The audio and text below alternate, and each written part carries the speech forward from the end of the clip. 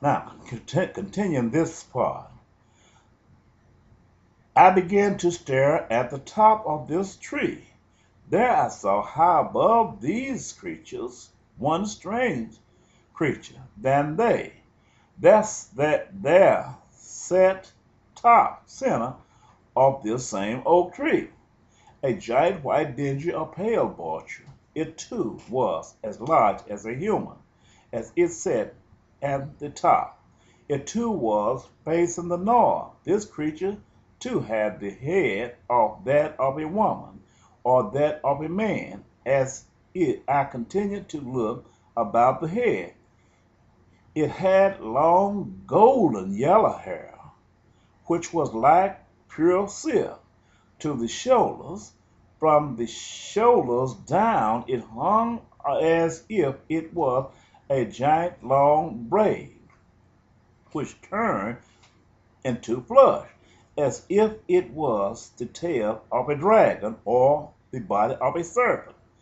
I then walked back to my vehicle, which was only a few steps southward. It was also facing the north.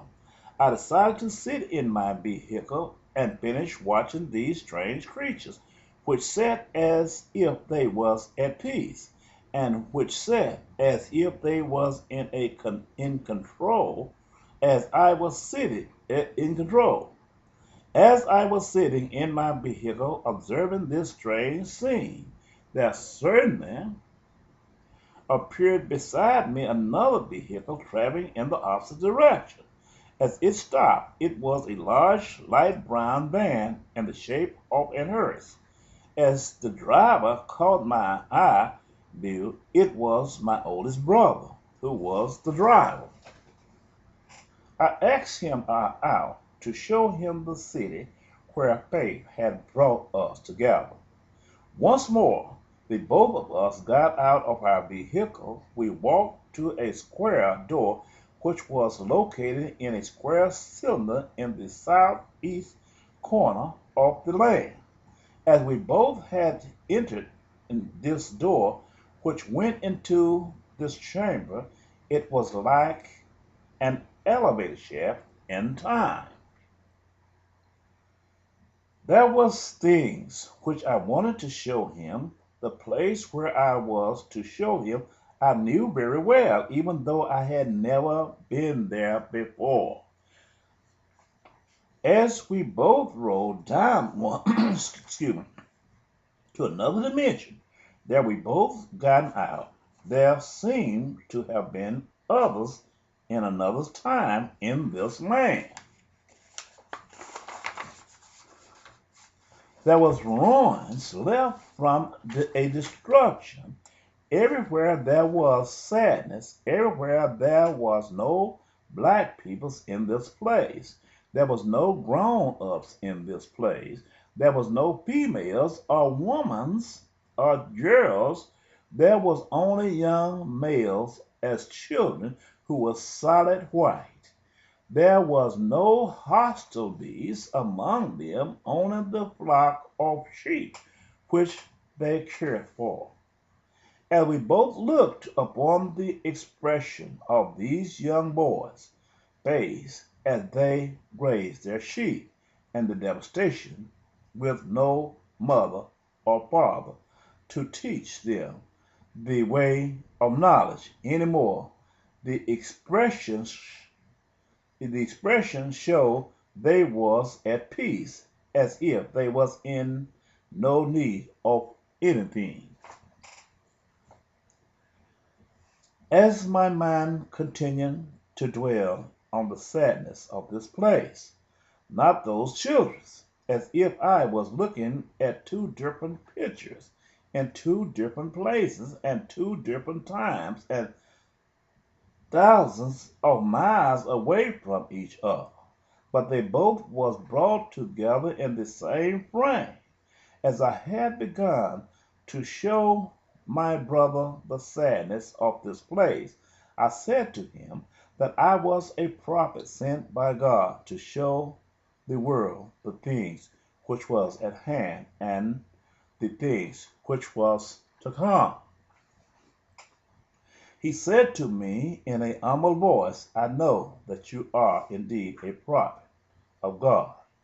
As we walked westwards from the entry of this strange place, as we walked past these young boys who looked to be about 12 years of age or younger, they acted as if they didn't even see us, as if we was in the spirit or hidden frame from the view of their sight.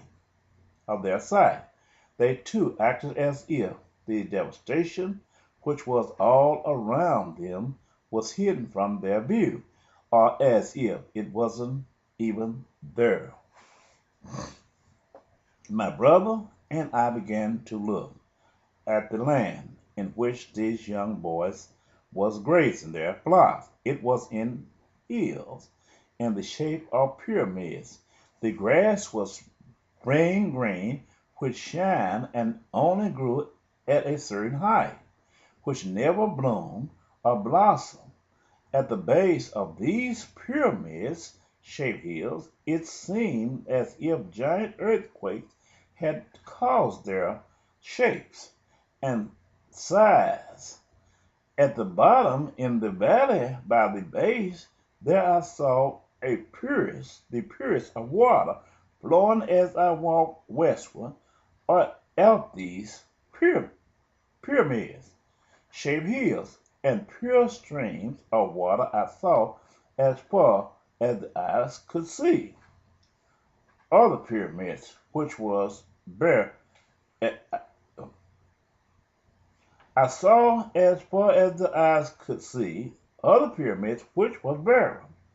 There was no green grass or earth. This was to the west of the east, where I had been taken in time.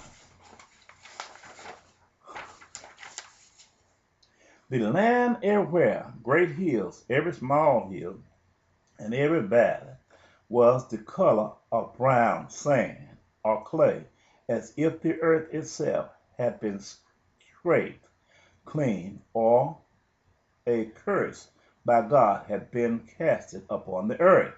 There was no streams, no blocks, and no herds as far westwards as the eyes could see.